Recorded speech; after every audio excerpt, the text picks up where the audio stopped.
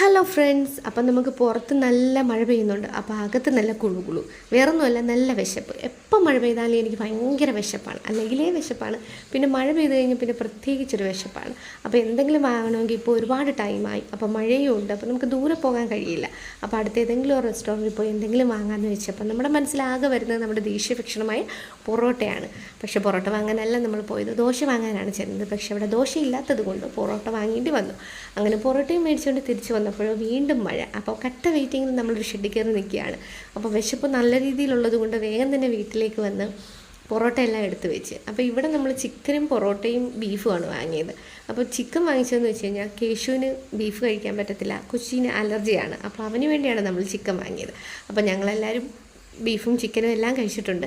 അപ്പോൾ അതൊക്കെ കഴിഞ്ഞിട്ട് ഞങ്ങളിങ്ങനെ ഇരിക്കുകയാണ്. അപ്പോൾ ഒരുപാട് പേര് ചാനൽ നമ്മുടെ കാണാതെ സബ്സ്ക്രൈബ് ചെയ്യാതാണ് കാണുന്നത്. അപ്പോൾ അവരെല്ലാവരും ഒന്ന് സബ്സ്ക്രൈബ് ചെയ്യണം, സപ്പോർട്ട് ചെയ്യണമെന്ന് പറയുന്നു. അപ്പോൾ ഓക്കെ, ബൈ ബൈ. അപ്പോൾ ഇന്നത്തെ വീഡിയോ ഇത്രയേ ഉള്ളൂ. എല്ലാവർക്കും ഇഷ്ടപ്പെട്ടെന്ന് വിചാരിക്കുന്നു. താങ്ക്